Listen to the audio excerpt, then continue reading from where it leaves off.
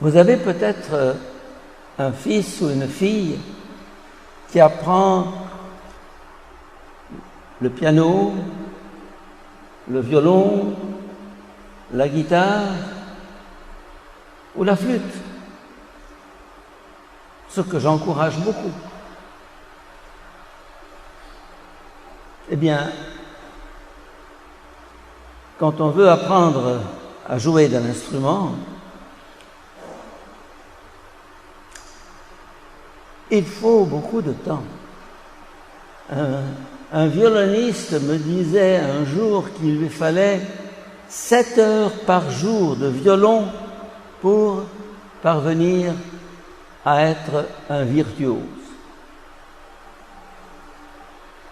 Mais, une fois qu'on a appris le do, ré, mi, fa, sol, la, si, do, et qu'on a fait des exercices, et qu'on s'est tué à apprendre à jouer de l'instrument, quand on le possède, qu'est-ce que c'est? Qu'est-ce qu'on fait?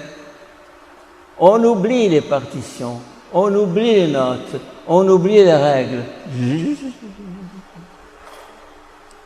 On crée, on invente. C'est dedans.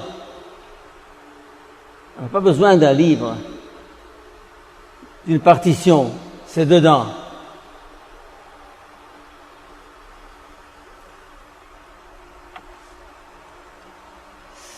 Apprendre, c'est intérioriser une connaissance. C'est la faire nôtre, qu'elle devienne instinct spontané et non plus matière d'enseignement. Ce que je dis de la musique, je peux le dire de la langue. Quand vous parlez arabe, pour la plupart, c'est notre langue maternelle. Pas pour moi, puisque j'ai appris l'arabe beaucoup plus tard. Mais je me suis cassé les dents à apprendre l'arabe des heures, des jours, des années. Et maintenant, ça va, je le possède. Je ne réfléchis plus pour trouver mes mots. C'est ce qu'on appelle la langue maternelle. Eh bien, une langue, c'est la même chose. Je suis arrivé au salon. Ah, pourquoi, comment? Ça, c'est en première primaire, en deuxième primaire. Puis maintenant, c'est fini. Je suis arrivé au salon. La parole jaillit spontanément. La langue devient une partie de nous-mêmes. Plus une réflexion entre le penser et le parler. Cette liberté du virtuose avec la musique, cette liberté du prédicateur ou de l'orateur avec la langue, eh bien c'est la même chose que ce que nous dit aujourd'hui les textes que nous venons d'entendre. 2 étapes. Rappelez-vous bien, 2 étapes. La première, Aleph, B, A, B, F. Je dois entrer à la maison. J'apprends des vocabulaires, j'apprends. Et puis, ça c'est la première étape. L'apprentissage, qui est dur, qui prend du temps, qui est exigeant. Tu ne peux pas inventer à ce moment-là, non, tu n'as pas le droit d'inventer. Une langue, c'est une langue. La musique, c'est la musique. Il y a des règles. Mais une fois que tu es entré dans ces règles, il faut dépasser les règles et jouer avec. La poésie, c'est la manière de jouer avec une langue.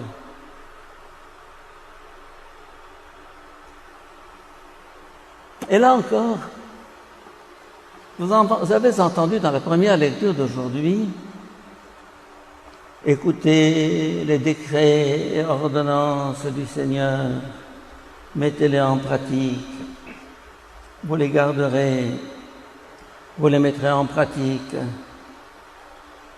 etc. comme on apprend à un enfant. Attention, quand tu traverses la rue, regarde à droite et à gauche. Maintenant, si votre maman, si vous en avez encore une, vous dit, avant de traverser la rue, regarde à droite et à gauche, vous allez le regarder en souriant. Pas besoin qu'on me le dise. C'est fini. Mets ton pull vert, travaille ton devoir de demain. Fini. C'est intégré, je sais. Alors ce passage de la loi à la conscience, c'est ce qui se passe au plan religieux par rapport à ce qui se passe à celui qui apprend la musique ou une langue. La loi. Tu feras, tu ne feras pas, attention, d'accord. Tant que l'enfant est enfant, et il y a l'enfance religieuse, l'enfance spirituelle, c'est la même chose. On lui dit, attention, c'est pas péché, pas péché. Oh. Bon. Beaucoup de chrétiens, beaucoup de croyants en sont restés à ce stade. Du permis et du défendu. Et il demande, c'est permis ou c'est défendu? Imbécile. Il n'y a pas de permis et de défendu. Il y a ce qui te construit, ce qui te détruit. Il y a ce qui te rend plus homme et qui te ramène à la bête, à l'animal. Il y a ce qui te rend libre et ce qui te rend esclave. Dans la vie spirituelle, il faut passer du premier niveau au deuxième niveau. Et c'est ce que fait Jésus. Et c'est ce que répète Saint Paul. Saint Paul dit, le Christ est venu nous affranchir de la loi. Nous affranchir de la loi, ça veut dire quoi? Il n'y a plus de loi? Non. Elle est intégrée en moi. Elle fait partie de moi. La loi est devenue ma loi. C'est fini. Elle est devenue un instinct, une seconde nature, comme on dit. Et en la suivant, je n'ai pas l'impression de m'écraser devant un maître ou un dictateur ou un professeur ou une autorité. Je suis libre. Je sais que c'est juste. Ça, c'est la conscience. Toute l'éducation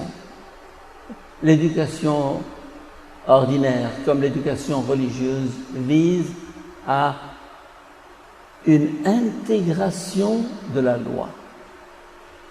Qu'elle devienne ma loi, qu'elle devienne personnelle. Et qu'elle se change d'obligation en conviction. Obligation.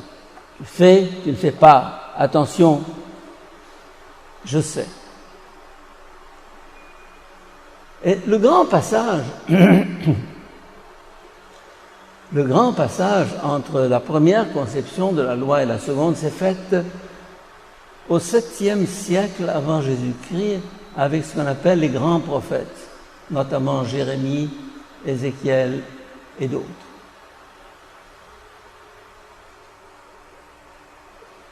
Je mettrai ma loi dans votre cœur et personne n'aura à demander à son voisin c'est juste ou c'est faux. Tu le sauras de toi-même et par toi-même. C'est dedans. La loi mosaïque, bravo, très bien. Je ne la rejette pas, je ne la refuse pas, mais c'est une étape. C'est une étape. Comme dans l'éducation, il y a une étape, tu ne feras pas ça. Oui, papa. Oui, maman. Ensuite, tu n'as plus besoin de lui, tu ne feras pas ça. Il sait ce qui est bon, il sait ce qui est mal, il sait ce qui lui fait du bien et ce qui lui fait du mal. C'est fini, il a grandi. La question que je pose, avons-nous grandi nous-mêmes sur le plan spirituel et religieux? Je me rappelle, j'ai fait une fois au Caire une conférence au-delà du permis et du défendu. Ma ba'd al-halal wal-haram. Et j'ai commencé ma conférence en leur disant, mes chers amis, je vous annonce une bonne nouvelle. Ah, Rien n'est défendu. Oh, tout est permis. Ouh, on peut faire n'importe quoi. Mais oui.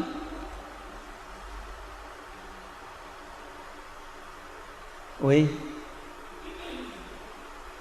Oui, pour celui qui a remplacé la loi de Moïse par la loi de l'Esprit.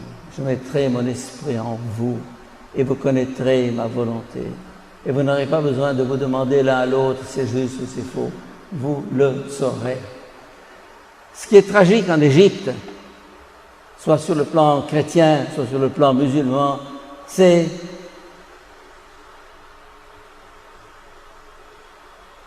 la peur de la loi, la peur de l'amende, la peur de la contravention, la peur du surveillant, la peur du shawish, la peur.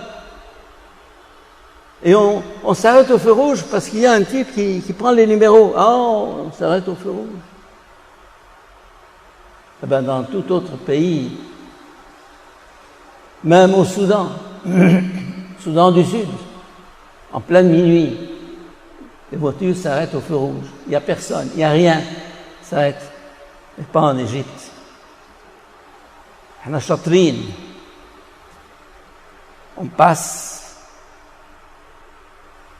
Nous n'avons pas encore intégré la loi en nous. Le problème de l'Égypte, c'est la conscience vive, réveillée, éveillée.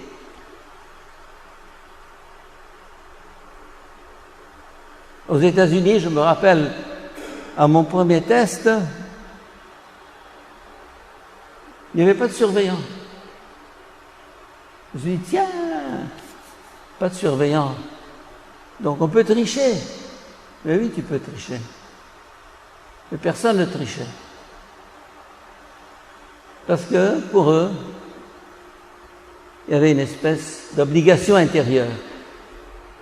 L'obligation extérieure devient obligation intérieure. En arabe, on dit « Menel ilzam ilal iltizam ». Ilzam, c'est dehors, c'est la loi extérieure, c'est l'obligation, c'est la peur.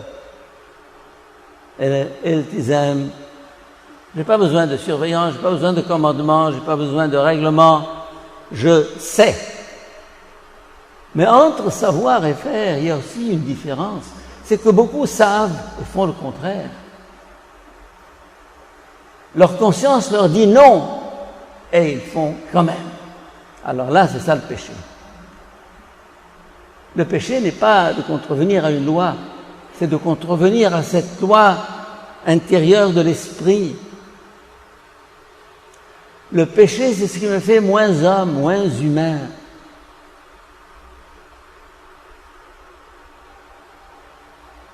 Le péché, c'est ce qui m'empêche de grandir. Il y a un minimum, commandement, la loi, l'obligation, oui. Mais Jésus, quand le jeune homme riche vient lui demander que dois-je faire pour avoir la vie éternelle, il lui dit, fais ceci, fais cela, observe les commandements. Il dit, je les ai toujours observés. Que me reste-t-il? Ah, va, vends tout ce que tu as et suis-moi. Là, ce n'est plus un commandement, c'est si tu veux être parfait. Si. Et donc, l'évangile est au-delà de la loi. Il y a un plus. Demandez à une maman, qui t'a dit de faire cette tourte, cette pizza? Personne. Personne? Oui, parce que je sais que ça fait plaisir qu'ils aiment la pizza, qu'ils aiment la tourte, qu'ils aiment la béchamel, qu'ils aiment je ne sais pas quoi. Alors je l'ai faite de mon cœur, spontanément. Ça, c'est la vie spirituelle.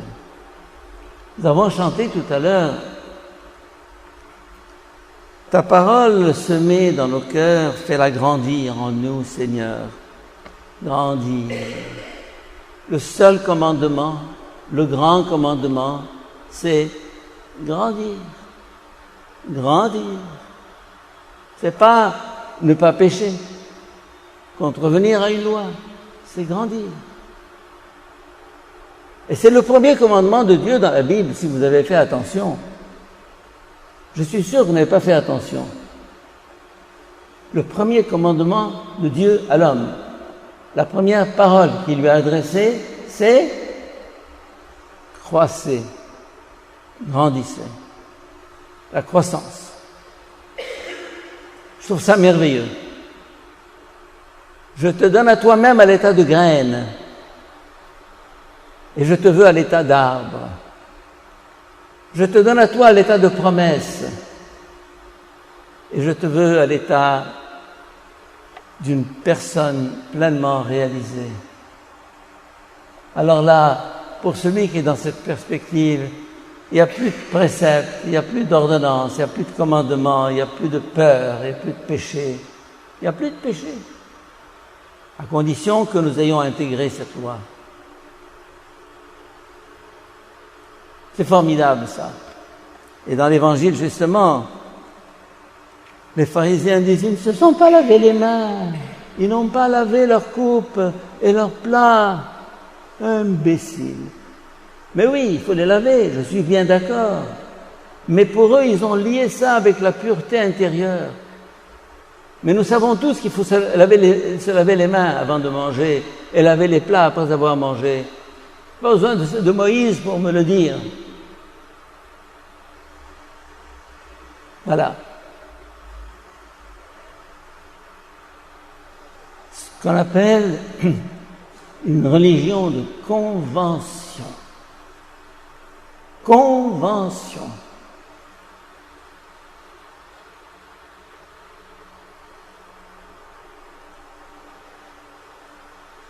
Sommes-nous au-delà de la loi? L'avons-nous intégrée en nous?